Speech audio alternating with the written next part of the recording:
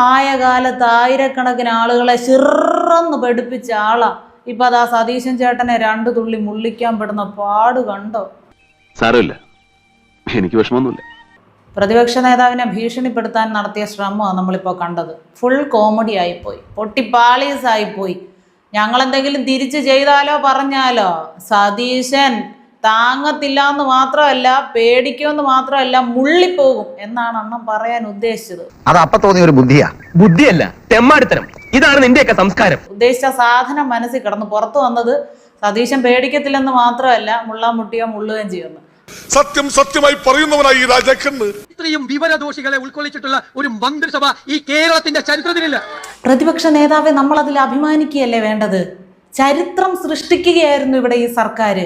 ആ സർക്കാർ ഇവിടെ ഭരിക്കുമ്പോൾ ഇവിടെ പ്രതിപക്ഷ നേതാവായിട്ടിരിക്കാൻ കഴിഞ്ഞു എന്ന് പറയുന്നതിൽ അങ്ങും അഭിമാനം കൊള്ളണം. വേണ്ടാ, ഇനിയും നിന്റെ ഈ അഭിനയം എന്നോട് വേണ്ട.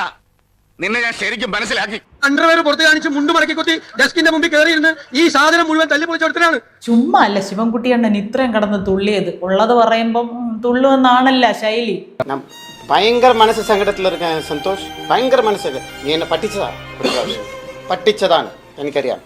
അല്ല, ഈ ഉള്ള സത്യങ്ങളൊക്കെ പ്രതിപക്ഷ നേതാവ് വിളിച്ചു പറഞ്ഞതാണോ? അധിക്ഷേപിച്ചു, സംസ്കാരമില്ലാതെ സംസാരിച്ചു, മൈക്കിൽ കൂടെ അപവാദം പറഞ്ഞു എന്നൊക്കെ ശിവൻകുട്ടി അണ്ണൻ ഇരുന്നുകൊണ്ട് കരഞ്ഞത് നിനക്ക് സംതൃപ്തിയായില്ലോ?